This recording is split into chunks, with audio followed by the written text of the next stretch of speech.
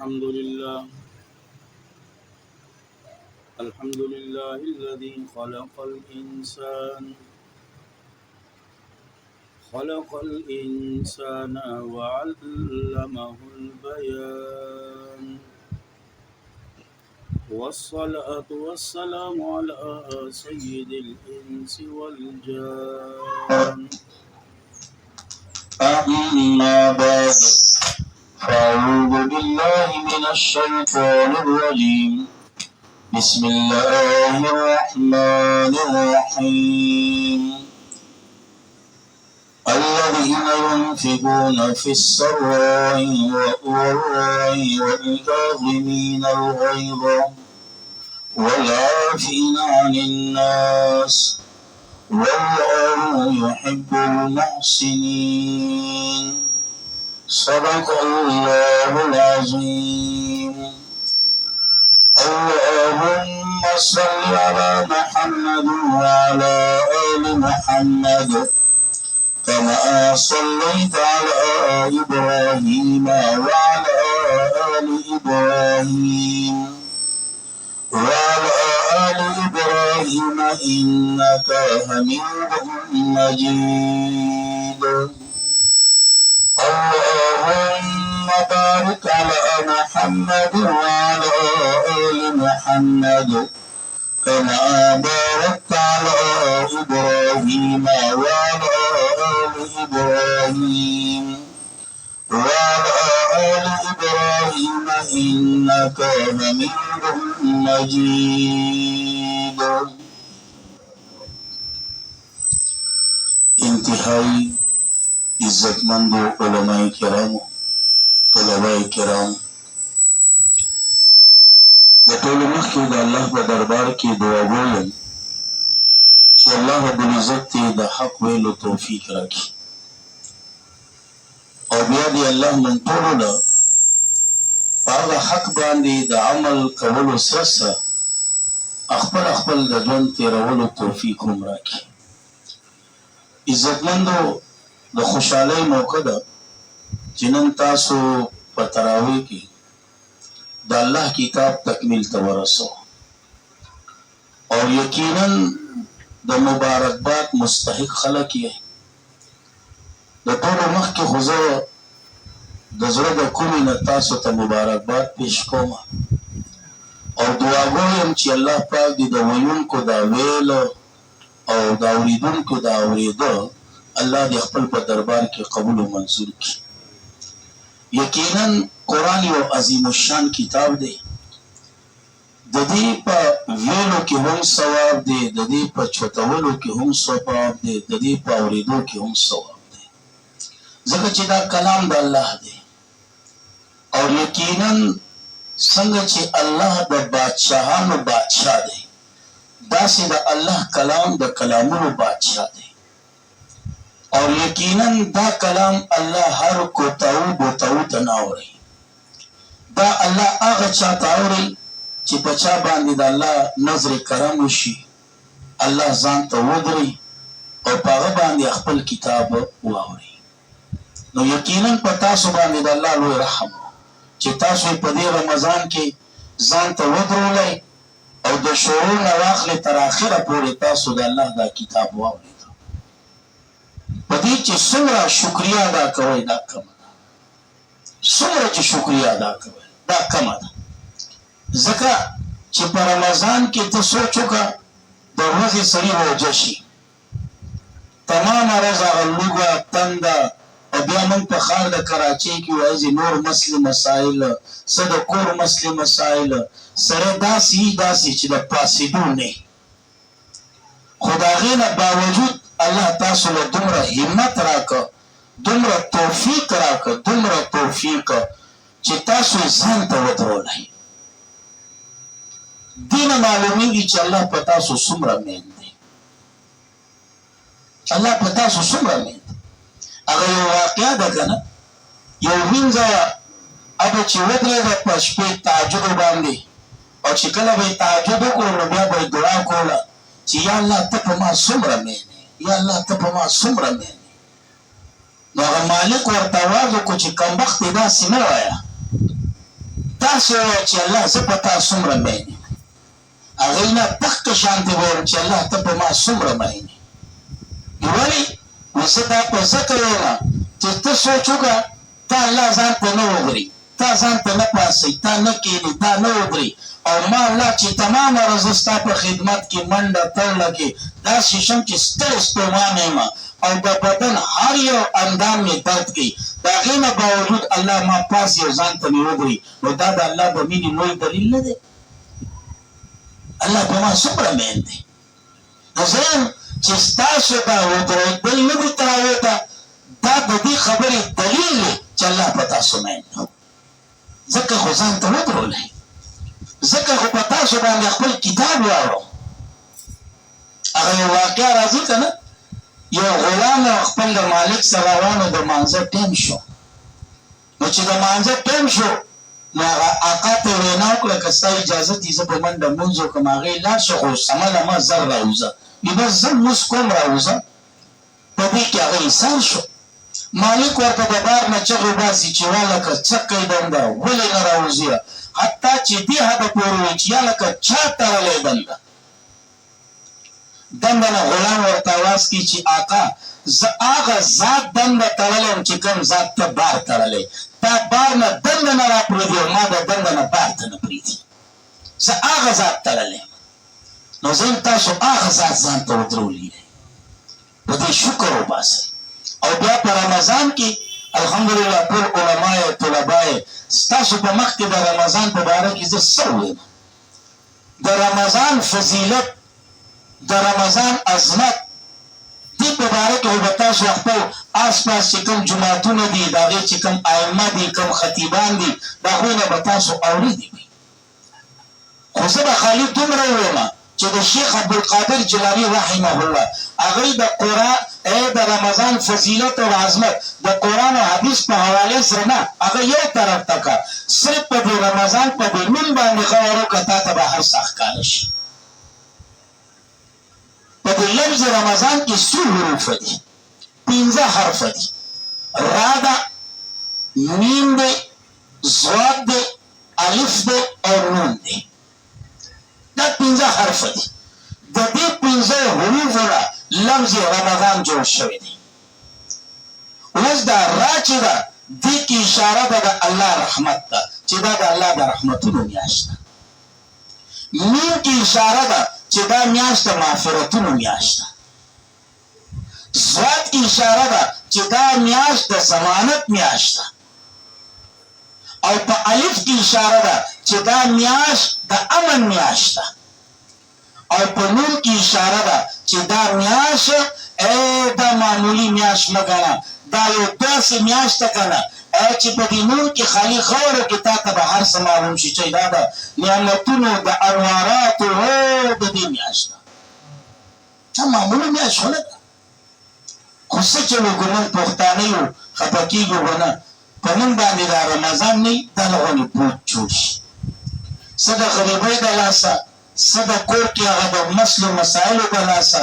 څه د هغه مزدورۍ د لاسه سر منډه توله داسې یو چې بس څه وایم. حالانکې رمضان ته به د پیغمبر په خپله خوشحاله شوی. نبي علیه السلام به چې د رجب میاشت ولیده هغه دعا به یې نه کوله اللهم بارک لنا، ای الله موږ لپاره برکت واچوي په میاشت د رجب کې، په میاشت د شعبان کې ورسوي موږ میاشت د رمضان ته. او دغه شانتې ای د نبي علیه السلام عبادت چې وګورئ، ای د نبي علیه السلام روژو چې وګورئ، دې دوه میاشتو کې چې څومره عبادت و دومره د نورو میاشتو عبادت به نه و. څومره د روژو نیت تعداد و دومره د نورو میاشتو کې به نه و. صحابه به دې میاشت چې شعبان میاشت به ولګېده هر څه به یې راغونډ کړه، ورو ورو به یې ځان راغونډو، ورو ورو به یې ځان راغونډو، کاروبار به یې راغونډو، تجارت به یې راغونډو. د څه لپاره؟ چې په رمضان کې به بس خالي د الله قرآن به یو او موږ به یو، ذکر و اذکار به یو موږ به یو، استغفار به یو موږ به یو. هغوی دومره خوشحاله ده. خو چونکې زموږ څه اعمال داسې دي، څه غریبي داسې ده، څه پکې منډه تړله شي، څه مسلې مسایل شي، نو دا روژه په موږ باندې الهي یو بو ونیسي، یو الهي بو شي. او د دې د وجې نه اکثر زمونږ د پښتنو په علاقو کې د مازدیګر دا ټیم نه دا الهي خطرناک ټیم دې ټیم نه زه ډېر سخت یارېږم ولې سره سپاړه جوړېږي سره سوایمه جوړېږي حالانکه دا داسې ټیم دی چې دا لوی قیمتي ټیم دی ځکه چې په رمضان کې هر یو ګنټه هر یو ګنټه هر یو منټ او د هر یو منټ هر یو سکند هر یو ساعت دا قیمتي دی خو په دې رمضان کې بیا دوه اوقات داسې چې دا ډېر قیمتي دي یو د پښمني ټیم چې موږ ورته چاربانګې وو او یو د سعید د افطارۍ ټیم د مازدیګر نه والو تر ماښامه پورې دا ټیم ډېر قیمتي ټیم او زمونږ دا ټیم په جګړو کې تېر شي غوبو کې تېر شي نه په پښمني دعاګانې غواړو او نه په افطارۍ ټیم کې دعاګانې غواړو نو چې کله رمضان میاشت لاړه شي نو هغه سپېره یو هغه سپېره پاتې شو ځکه چې موږ څه دعاګانې ونه کړې پښمني ټیم باندې هم زموږ غویمې په کور کې او مازدیګر ټیم هغه زموږ بار غویمې نو په دغه غویمو کې موږ دا روژه تېره کړه را تېره کړه مثال یې زه هغه د اکثر مشران متل دي که نه یو ماشه راغی اردو کې ورته مچر وي د یو هاتي په غوږ کې ننوت نو ماشاءالله د هاتي غوږ خورم ځان ته سوي نو دنده پکې یو څو ورځې ایسار نو چې بیا ته نو دا ماشه اوس هاتي ته وي ماما لاړمه هغې خوړی نه دې په راتلو پوه شم نه دې په تلو پوه شم نو زما زمونږ هم هغه مثال دی نه د رمضان په راتلو پوهېږو نه په تلو پوهېږو خو بس رمضان دی روجې نیسوه دشمنی پاسوه او روژه ماتې کوه نه پکې تلاوت شته نه ذکر و اذکار شته نه استغفار شته دا نشته دی حالانکه دا داسې میاشت ده چې په دې میاشت کې چې څومره دعاګانې غوښتل شي غواړه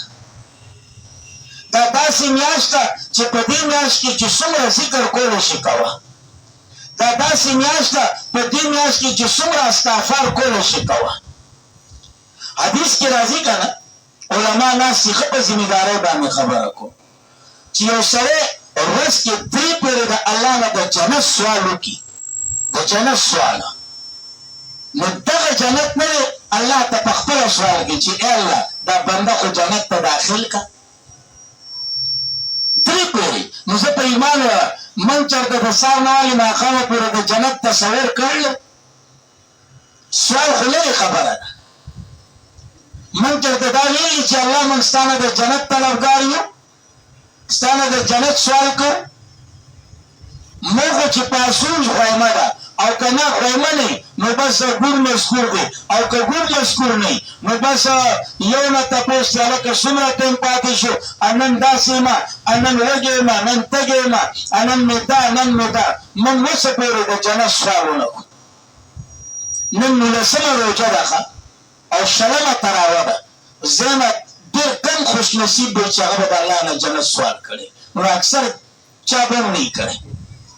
حالانکه د پیغمبر حدیث دی چې خپل امت ته ترغیب ورکړی چې زما امت جنت سوال کوه او په جنت کې بیا د جنت فردوس سوال کوه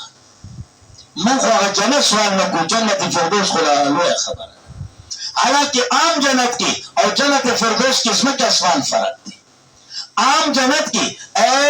جنتیانو ته د الله دیدار چېرته په هفته کې یو پیره د الله دیدار به کېږي او جنت فردوس یو داسې جنت دی چې په دې کې سهار او ماښام جنتیانو ته به د الله دیدار کېږي موږ چېرته سوال کړی دی خو چې راپاسو نو بس څه نه څه غویمه په کور کې کوو او که په کور کې نه بار په ګلۍ کې کوو او که په ګلۍ کې نه نو په روډ کې کوو نو څه غویمه خو کوو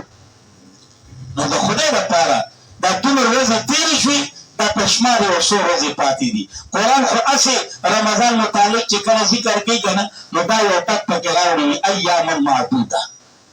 ورځې دي یو څو شمار کړی شوي ولې وارخطا دا 11 میاشتې تا وخوړه وڅکله ښه ځان دې په بیمارۍ ولګو دا یو میاشت د سهار نه والې تر ماښامه پورې ته لوږې او تنده نه شي برداشت کولی لوږ او تنده نه شي برداشت کولی حالانکه د نورو میاشتو په مقابل کې ډبله خوري چې کله ماښام کېږي که نه افطارۍ ته ماشاءالله ماشاءالله نو زه په ایمان وایم زه خپل وایم ستاسو نه وایم ښه زه بیا د پاسېدو نه یم زه یم لاس راکړه یار ما پاسوئ ولی من سلک خورو بیا عدل بدل لګیاو اگر دا الله وی شان دی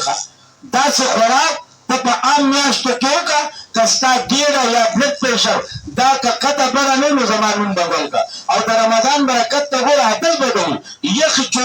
شربتونه هم راکاږو پاسه پې چونې هم خورو او چاول هم خورو چاپ دی فروټ دی پلانکې دی دا عدل بدل راختو په دواړو جامو راختو خو الحمدلله نه د چا خېټه خرابه شوې ده نه د چا بي پي هاي شوې ده نه شوګر خراب شوی دا د رمضان برکت دی دا د رمضان لوی برکت دی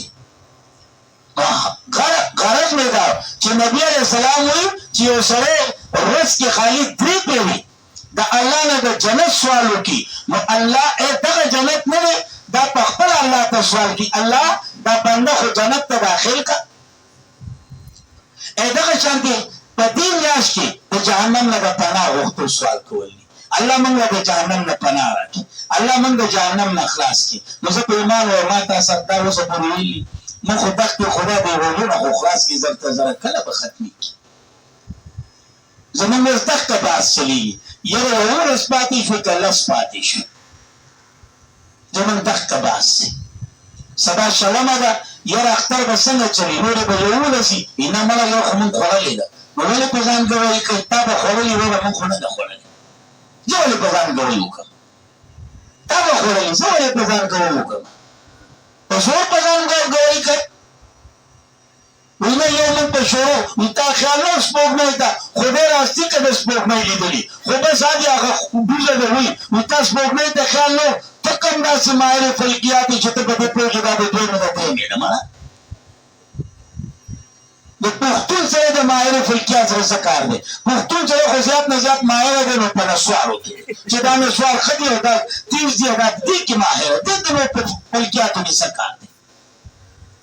خوش می سے بزان باندې گواہی کی ویله یو من په روجو دا په شروع کې خوړل و نو بعض په کدا سم مرانی یو په شروع کې خوړه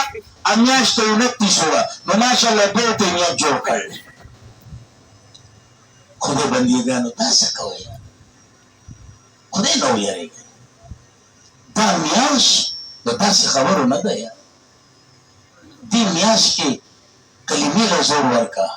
په دې میاش کې استغفار له زور ورکا په دې میاشت کې د جنت سوال له زور ورکا په دې میاشت کې د جهنم د سوال په باره کې پناه په باره کې سوال له زور ورکا خپل حاجتونه الله ته پیش کا چې الله ما د جهنم نه خلاص کړي او حدیث کې راځي کنه چې په اخلاص باندې الله ته درې سوال وکړو چې الله مال جهنم نه پناه راکړي مال جهنم نه نجات راکړي الله ما د جهنم نه ساتي دغه جهنم نه دی د خپل الله ته سوال کوي الله دا بنده خو زمانه وساتي دا بنده په جهنم نه لري کی دې هغه پرمنتا په رمضان کې آپشن ملاوي خو ثبت فائدې چوتي من خو زیات نه زیات خوب ته کار ویل نو یقین وساته خوب دې منګو او بس وی د جنتیا د روزدار لپاره جنت کې دا دروازه ده جنت کې دا دروازه الګ دا راته د خوبیانو لپاره پکې کومه دروازه ده چې کوم دا ود پراتی دا هو لپاره پکې څه دروازه شته او بعض پکې دا دانو نو روزدار سره چوبې کنه ایته خوب هم په عبادت ده منم انکار نکوم بالکل انکار نکوم خدا غ روزدار دی چې هغه عبادت کو ستړی شو بدن یې له استومانتیا رااله لغونی ډګه ولا سترګې ولګې دي دا په عبادت کې شمار دی نو خامنه تا اوسه نه عبادت کړې نه مستاسن عبادت شي اسی ځان لاره ګوري خدای ته وګوره دین دې سره سادین خو نه دی چې دا په خپل مرزي کوي زمانم چې د روزدار سړي خوب عبادت دی خو کم خوب قرآن ته ناست د قرآن تلاوت کوي حتی چې بشر دی ستړی شو ستومانتیا راغله او یقینا د قرآن په آدابو کې یو ادب داون دی چې کله په تا ستومانتیا راشي نو قرآن ته خپل اوږدومه خوله ورته کولاوه بندومه قرآن بند کا یو سیب ته ځان نه ډډه ولګوه دا د قرآن ادب دی دې ډډه ولګوله په دې کې دی وده شو د خوب په عبادت کې دی اوس ذکر او اذکار کو او شو دا په عبادت کې دی یا اسی د شپې ویخو عبادتونه کول ځان له تهجد کو د قران تلاوت او نوافل وغیرہ کول د ورځې لغونې آرام کولو صرف عبادت دی نو ته شپې تمام شپه چکو ته ناستې تمام شپه ته کرکټونو ته ناستې تمام شپه ته نیټ ته ناستې افسار به ته د منګو د عبادت کې وګړي تا په څه ولر نه راخلم چې تا عبادت عجیبه خبره ده جماعت ته راځي نه جماعت د تعالی ښکاري تراویح ته ودرېږي نه فرض لمونځ کوي نه او بس د روژهدار خوب هم عبادت دی او نن چې دا وبین دا په عبادت کې شمار دی نو ماشاءالله وایي کښېنه ورته کښېنه ورته نو یا ساتئ عزتمندو تاسو علما طلبا یې ستاسو په مخ کې د رمضان نور څه ووایم خو خالي مې دومره درته ووایي چې د شیخ عبدالقادر جیلاني رحمه الله چې هغه وایي د قرآن خبره یو طرف ته کا د احادیثو خبره یو طرف ته کا خو خالي په دې رمضان په دې نوم باندې غور وکړه تا ته به د رمضان اهمیت او مقام معلوم شي چې رمضان اهمیت او مقام به معلوم شي او یقینا رمضان ته چې کوم مقام او اهمیت حاصل لې هغه حاصل له قرآن په وجه باندې دغه قرآن سره تعلق راغی نو دومره مقام ورته ملاو شو دغه قرآن سره تعلق راغی نسبت راغی دومره مقام ورته ملاو شو نسبت یو لوی حیثیت لري نسبت یو لوی حیثیت لري او بس د رمضان او د قرآن یو بل سره گهره تعلق دی یو بل سره گهره تعلق دومره گهره تعلق دی کنه چې زه به په پښتو کې وایم چې د رمضان او د قرآن یو بل سره ډېره گهره او پخه رشته ده رشته دا ډېره پخه رشته ده ته وګوره په دې رمضان کې کنه د کورونو په چتونو باندې په بیټکونو کې په دیرو کې په جماعتونو کې د جماعت په چتونو کې د قرآن د تراویح کېږي قرآن لوستی کېږي درسونه کېږي او ترجمې کېږي دا ګړس خېږي ځکه چې تعلق ډېر دی ډېر ګهره تعلق دی او یقینا د قرآن عظمت د دې په باره کې به زه څه ووایم دا خو یو داسې دریاب دی چې د دې دریاب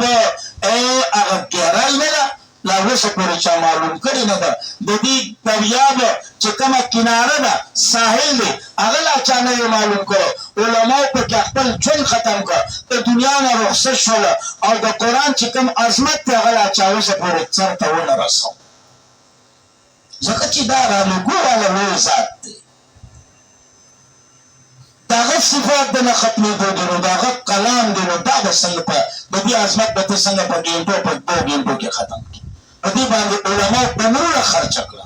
په دې باندې کتابونه ولیکل په دې عظمت باندې هغوی ځنې تقریرونه وکړه ځنې بحثونه وکړه خو د قرآن عظمت د نه ختمېدو دی چې نه ختمېدو دی نو قرآن یو لوی عظیم الشان کتاب دی او تاسو دا لوی عظیم الشان کتاب نن په تراویح کې تکمیل ته ورسو تراویح کې تاسو تکمیل ته ورسو او یقینا بیا په داسې عشره کې به تکمیل ته ورسو چې هغه عشره د معافرت عشره کې راویږي دې پسې چې کومه عشره ده هغه د نجات ده لومبنۍ عشره د رحمت وه اخو لاړه اوس دا عشره دا د معافرت د دې یو روژه پاتې شو سبانۍ آخرینۍ روژه به یې د دې دویمې عشرې دا نه وایي چې مولا وایي سبا آخرینۍ روژه ده هفتې پر ورځ اختر دی نه وروره فتوا راباندې ونه لګوي ته خو اوس ورته تیار یې خو زه به دا اجازت نه راکوم د دې دویمې عشرې آخرینۍ روژه ده بیا به درېیمه عشره شروع شي هغه د نجات عشره ده خو افسوس دا دی که د رحمتونو عشره وه هغه هم په غفلت کې لاړه که د معافرت عشره ده هغه هم زموږ نه په غفلت کې لاړه اوس خالي دا 11 روژې پاتې شولې نو راځئ عهد وکړو چې دا 11 ورځې دا 11 روژې دا خو قیمتي کړو که نه یو سړی زما په شان د کمکل ناست د سیند په غاړه باندې چپې شمارلې 1 2 3 4 5 6 7 8 9 10 دا شمارل شروع کړو دا شمار کې لګیو شاته یو بل کس راغی ټپ شو څپېړه وله را پرېښوله څکه چې څنګه یې له څپېړه را پرېښوله هغه نه هغه ګینتي یې را شو څکه یې مړه وي هر څه دې رانه هېر کړه ولې ما چپې شمارلې وې هغه دې رانه هېر کړه هغوی زه مړه هېرې تېرې خو دا راتلونکي به شمارو زه تاسو ته وایم دا 19 ولاړې ای راځه دا 11 پاتې دي دا خو لغونې په سمت انداز کې تېر کړو که نه دا خو په بهتر انداز کې تېر کړو که نه دا په هغه انداز کې تېر کړو چې دا 19 چې کومې زموږ په غفلت کې تېرې شوې ایا چې کوم زموږ په خوبونو کې تېرې شوې نه پکې ذکر وکړو نه پکې استغفار وکړو نه پکې د قرآن تلاوت وکړو نه پکې ذکر او اذکار وکړو راځه دا 11 داسې تېرې کړو داسې چې د دې 19 هغه کموالی پکې هم پوره شي هغه پکې هم پوره شي بحثونه پکې مه کوه چې څو پاتې شو یا څو نه دي دا ستا کار نه دی هلکه بس چې اعلان وشو اختر به یې که اعلان ونه شو روژه به یې خبره ختمه وه په ځان باندې کوئ مه کوه چې موږ یو خوړله تا به خوړلي موږ نه ده خوړلې زموږ څه کار دی چې به موږ په ځان په خپله کوو وکړو چې موږ یو خوړله او چې کله تا دا کار وکړو نو بس د الله رحمت ستا طرف ته به متوجه وي مغفرت اعلانونه به دې وشي ای نجات به درته میلاو شي او که داسې نه نو هغه حدیث چې کوم په فضایل اعمالو کې تاسو اکثر زموږ د تبلیغان وروڼه پوهوئ نبي علیه السلام چې کله منبر ته خو قدم مبارک چې کېښو امین یو پېره نه 3 پېرې امین وویل صحابه حیران شو چې چا دعا نه ده کړې نه چا خیره کړې ده نبي علیه السلام عادت نه خلاف امین وویل صحابه خو زما ستا په شانتي نه وه خو د دین مین خلک وو هغوی به تپوس کوو زما ستا تپوس هغه تپوس ورنی سره یو تپوس واقعي تپوس او د علماو د تپوس ځان له یو انداز دی ځان له یو طریقه ده یو ادب دی زموږ پښتون سړی په دې نه پوهېږي خفه کېږو به نه ښه زموږ پښتون یم په لاره به ملا ورخلاصي دلته باسې مسله یاده نه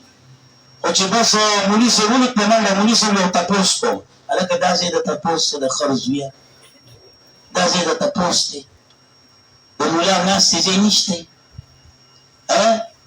بیا ارجن تپوس کوي که مولا ورته یاره نو اله هسې مولا یې ته د بلا زویه څه به ورسره کوي مولا دوپیانه په باره کې راځي که نه هغه یې رو پړکې په سر ایښو او غټه شلکۍ ورله پرېښوه یو سړی راغی مولي صاحب سلام علیکم وعلیکم السلام دا مسله څنګه د هغې ماله نه راځي یاله هسې دې پټکې په سر ایښی دی هغه سر پټکې راچوت کړه د هغه په سر کې وو که په پټکي کې علم یې ته راته ووایه خو دې دې په نیکه واړه واسې دي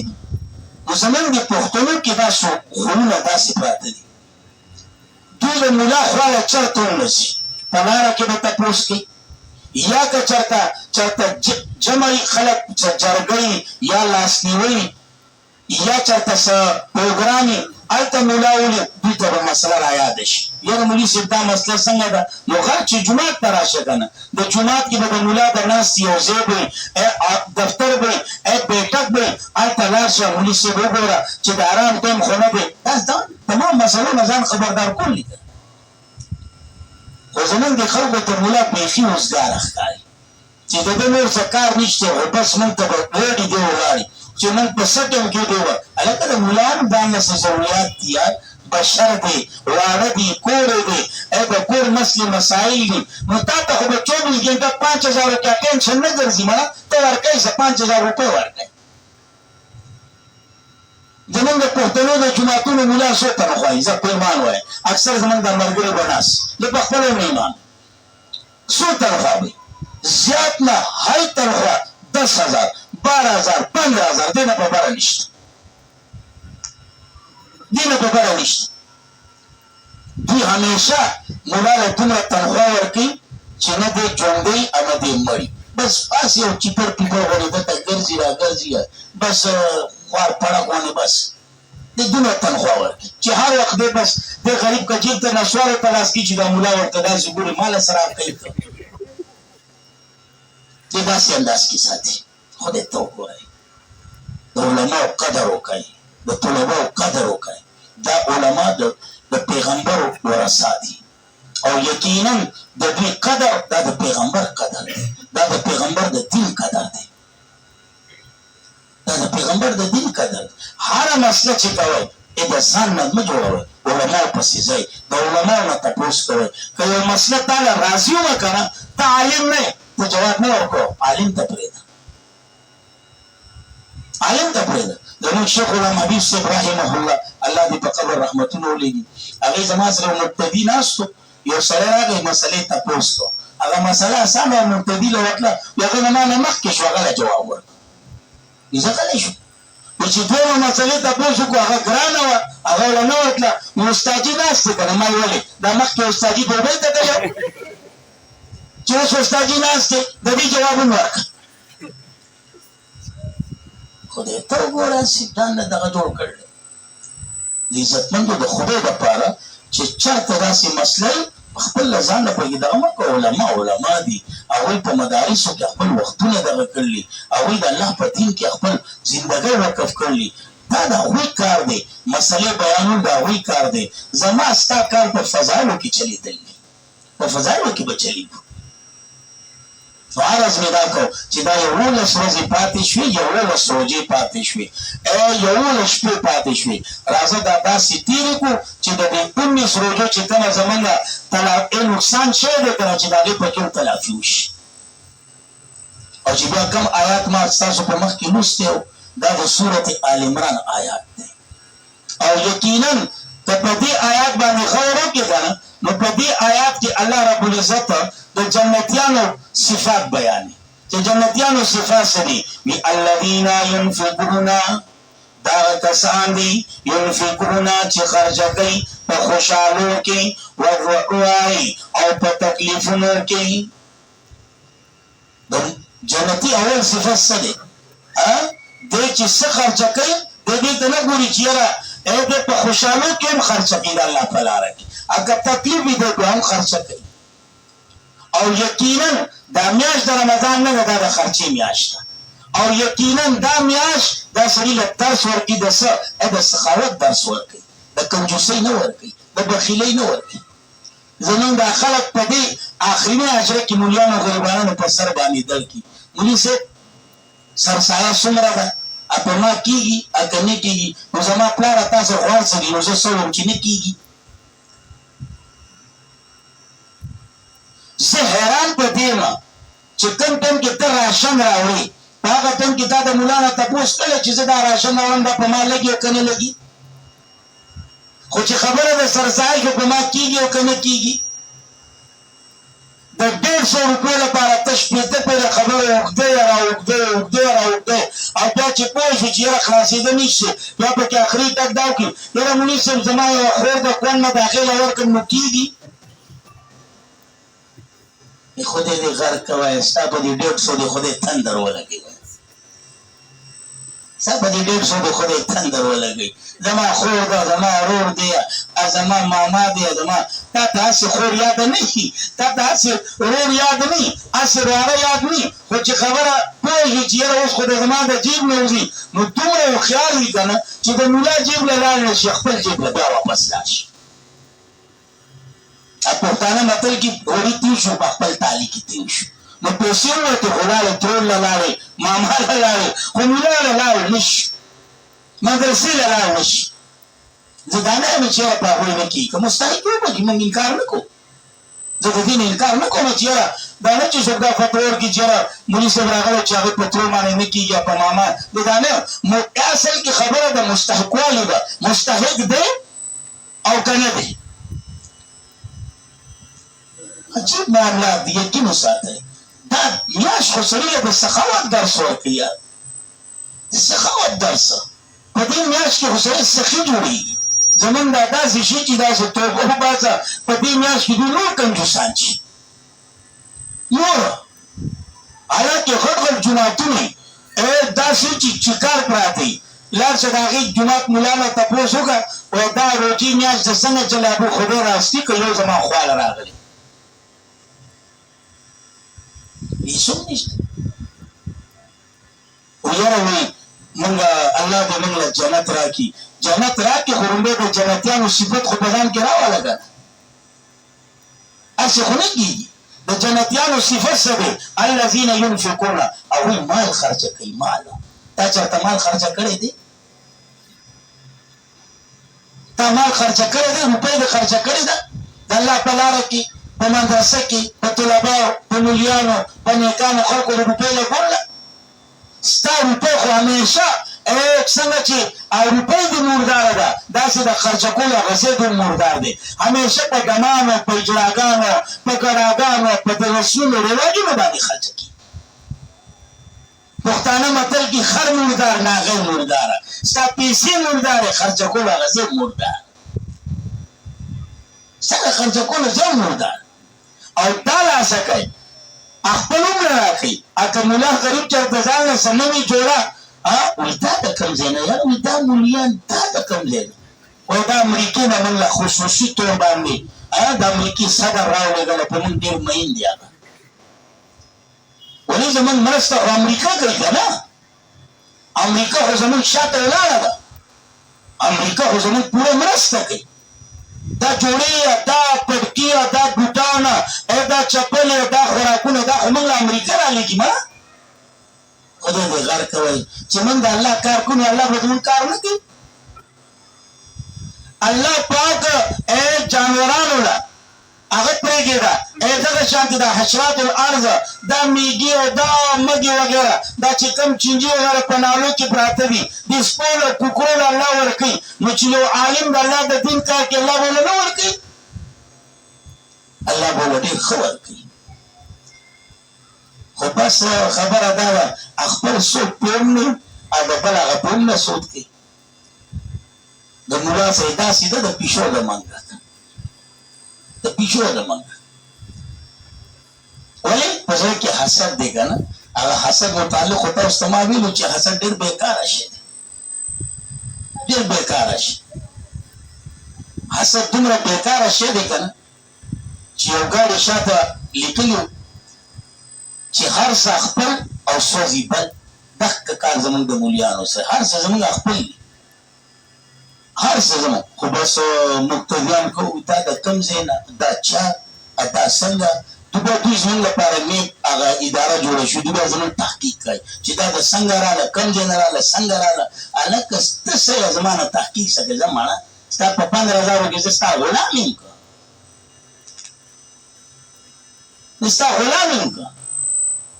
زه په خپله بله غر کې جومات ته حضرت دوی راغلي، څو پیرې راغلي، زه هلته صفا دغه کوم. زه ستاسو ماتحت نه یم. که تاسو وایئ چې یاره دا ملا زما ماتحت شي، زه په هغې مولیانو کې نه یم. که تنخوا نه راکوئ مه یې راکوئ، ماله به الله راکوي. خو کومه خبره چې هغه به صفا کوم. که خفه کېږئ زر پورې خفه شئ، که خوشحالېږئ خوشحاله شئ. خو که ته دا وایې چې یاره زه به ستا وچولي ته ګورم، زما موضوع به ستا د وچولي مطابق چلېږي، چې یاره نن د کمیټۍ د صدر ماته برابر ده، نو د هغې مطابق موضوع ده. که ماته لغونې وچولې لغونې 12 بجې دي، نو د هغې مطابق موضوع ده. زه په هغه مولیانو کې نه یم.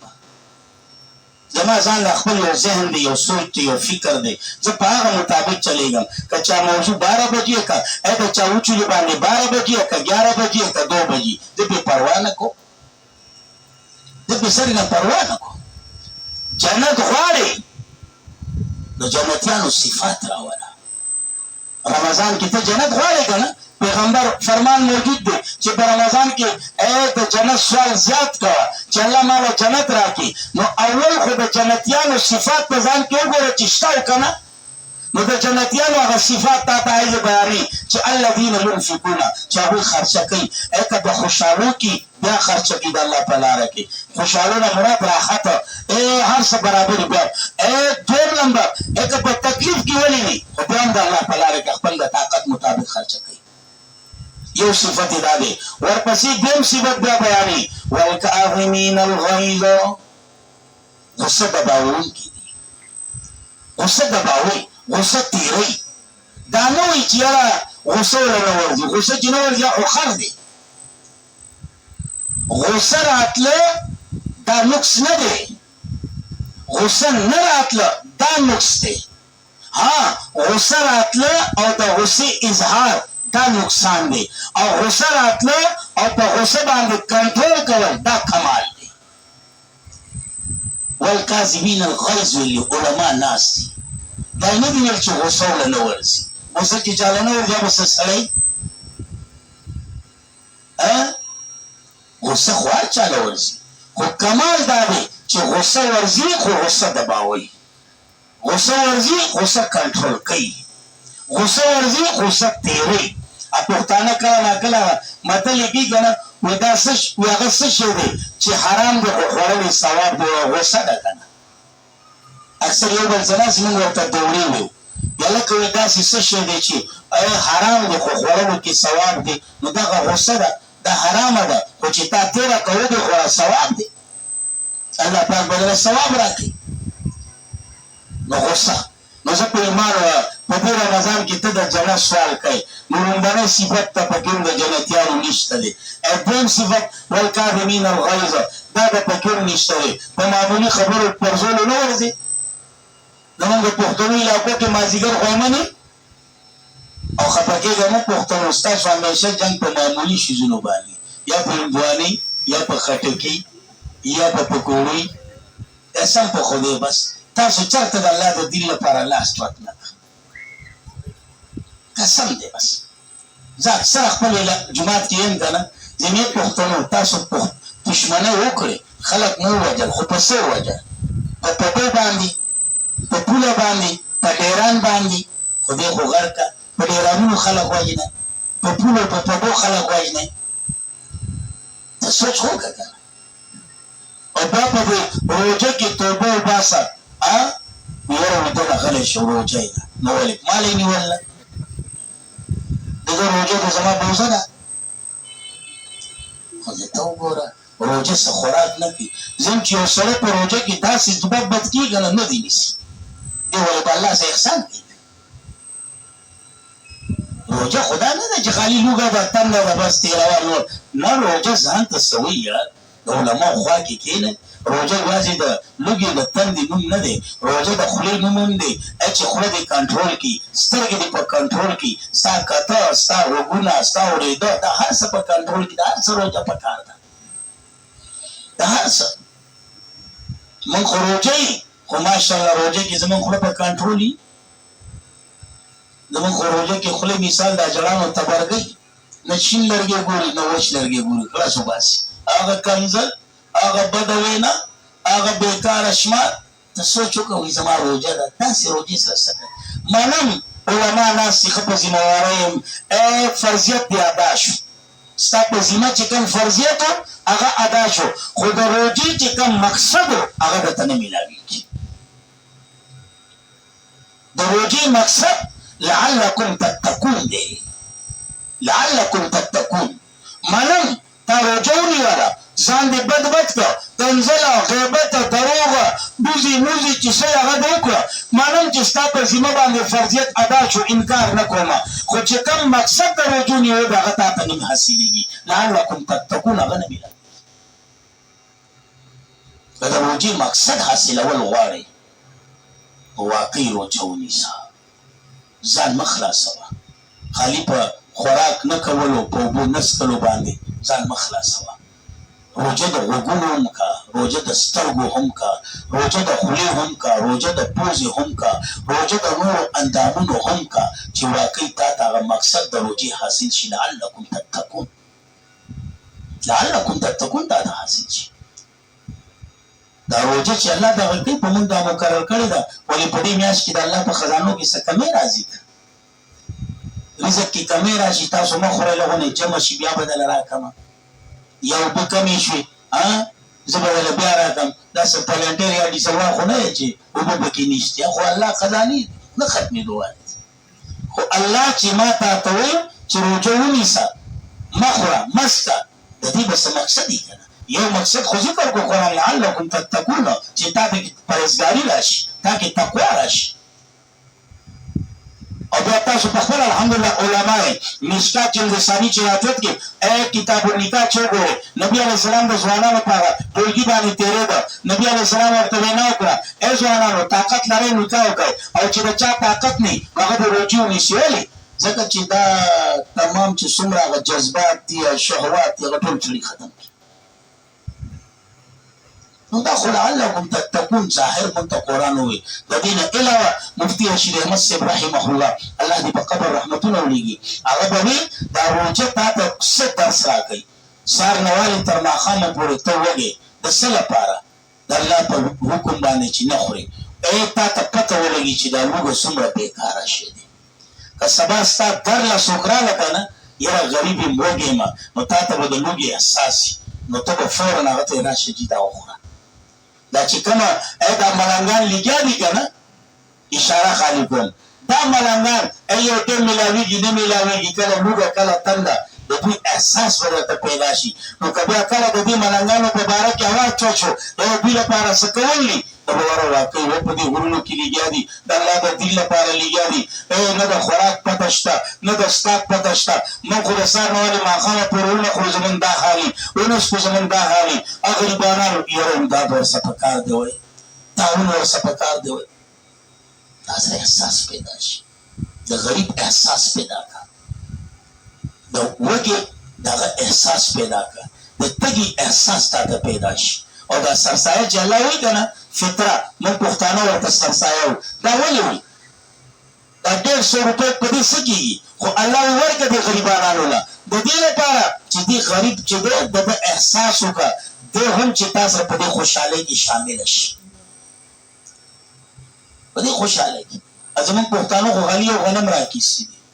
د غنم هغه حساب کوي 150 روپۍ دي ما اوسه پورې کشمش حساب ونه لید یا د کجورو یا چېرې دا څومره حساب ولې هغه خو ځان ته سوي که نه هغې ته خو ټینګه هم ګرانه ده که دې کې لوی حاجي صاحب دی هغه به هم د غنمو 150 روپۍ راوباسي لوی لوی ګاډي به چلېږي او کارخانې به میلونه به هغه به هم تا ته وایي جي دا 150 روپۍ دي دا هلکه ته خو 150 مه ورکړه ځان ته خو وګوره که نه ظالمه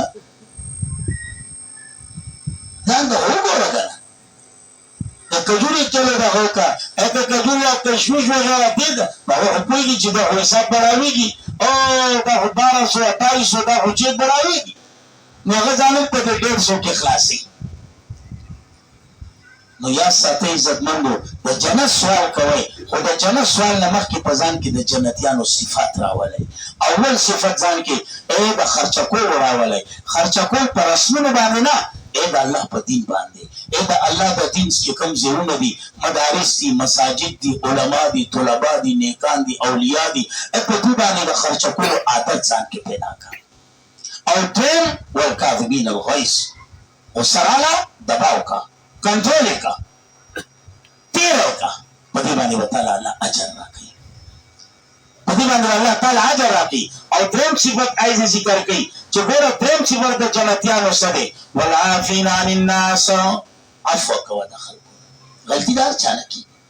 سوا د انبیا نه هغه بشر دي او بشرو کې هغه افضل دي او یقینا هغه معصوم دي باقي چې څومره دي ټولو نه غلطیانې راځي څوک هم د غلطۍ نه پاک نه دي خو دومره ده صحابه په بدو مه یادوه صحابه بخښلي شوي خلک دي دا هغوی ښه یادوه بد مه یادوه ځکه چې څنګه چې الله خپل د نبوت لپاره پیغمبران یې چون کړي داسې الله خپل د پیغمبر لپاره د پیغمبر دا یاران یې چون کړي دي اړولي دي ابوبکر یې اړولی عمر یې اړولی عثمان یې اړولی دی علي اړولی دا نور صحابه الله اړولی دي زه په ایمان وایه ما تا چې کله د بنارس علیګړ ته لاړ شو ځان نه ټماټر یا پیاز یا الو اخلو ما ته اړم نو په هغه اړولو کې موږ داغي شی چوتو چې کوم پوست دي یا داغي موږ چوتو نه ولې پیسې ورکوم نه هلکه دم کټ کړه ولې پیسې ورکوم نو ته سوچ وکړه چې ته اړی په هغې کې داغي نه پرېږدې په هغې کې چپړه پوست ټماټر یا داسې سبزي ځان ته نه پرېږدې ولې ته اړی دې لپاره چې ما ته ګنده را نه شي نو ستا څه خیال دی چې الله خپل پیغمبر له یاران اړو نو هغه پکې داغیان پرېښوله سوچ خو کوي که نه غلطي د هر چا نه راځي علماو نه هم غلطیانې کېدی شي شوي دي کېږي به امیانو نه هم کېږي خو خبره څه ده چې غلطي وشوه لویه خبره دا ده چې په هغه غلطۍ باندې خپل احساس تا ته وي اعتراف وي چې زما نه غلطي شوې ده د هغې معافي تلافي او بیا لویه خبره دا ده والعافین عن الناس چا نه غلطي شوه ته یې زه مړه معاف مې کړې د الله د رضا لپاره د الله د رضا لپاره د حضرت علي کرم الله وجهه واقعا ده کنه یو کافر راغورځولو د سینې د پاسه ناست درب په جوړ کړل دا غرب خېجي وای غرب جوړ کړ هغه کافر چې وګورته چې د علي صاحب نه خلاصېده ګران دي دا خو شر خدا دی نو هغه ورته د لاندې لاړې ټوکړې موږ ورته توکانې ورته ټوکړه په دې نیت ټوکړه چې یاره دی به غوسه شي نو دی به زر توره راوباسي زما دا سر به ووي نو د سپوړو د سکونونه به خلاص شي کار به ختم شي چې څنګه هغه لاړه توکانه ټوکړه علي صاحب د هغه ګریبان پرېښو د هغه د سینې نه پاسه سیټ ته ودرېد کافر ورته خیر خو دی اوسه پورې دا غرب غروب دې راباندې خوته اما خو لالاړه دې لپاره ټوکړه چې یاره ته به غوسه شي تورې ته به لاس کړه اما به سر به راله سر ووی نو د تکلیف نه به خلاص شمه خبره به ختمه شي علي صاحب بلکل زه چې ستا په سینه ناست وم زما ستا سره ذاتیات نه ما چې تاله ګزار را پرېښو څه ذات ته وجې نه مې نه را پرېښو ما چې تاله ګزار را پرېښو یا په سینه ناست وم د الله د لپاره ناست وم خو چې کله تا ما ته لاړه توکانه ټوکړه نو ما پکې خپله غصه پیدا شوه زه علي خپل د ذات په وجه باندې په چا لاس نه چوتوم زه علي خپل د ذات په وجه باندې په چا لاس نه چوتوم دې ته وایي والعافین عن الناس دې ته وایي او زما ستا خو ماشاءالله چې کله پوی غریب دی کمزوری دی نو ما ته یې معاف کو بیا ما ته خو ګوت ته رسوم زما بی پی های شوی ده بلډ پریشر مې های دی چې ضرور یې که نه نو بیا دې هېڅ هم نه وایي بیا دې سره مسلماني ده ورورولي ده راځي پکې بیا پکې ځان ته هم کنځل کړي که بچی جګړه کړې هغه د خر زویه دا به تره دی دا ماما دی چې غریب یې که نه ورشه پرېږده سرونه وله مات کړي خدای ته وګوره دا مسلماني ده یار دې ته مسلماني وایي خدای ته وګوره ته به خدای له څه جواب ورکړې زه به ستا له هغه ومنم چې ستا دا بلډ پریشر نه دی دا چېرته زړور ته های شو که نه زه وایم چې واقعي ته د بلډ پریشر مریض ستا شوګر زړور ته های شي زه به وایم چې یاره واقعي ته د شوګر مریض خو که نه دا زړور ته امیر ته نه های کېږي خالی غریب لپاره های کېږي نو دا ته مریض نه دا ته حرامي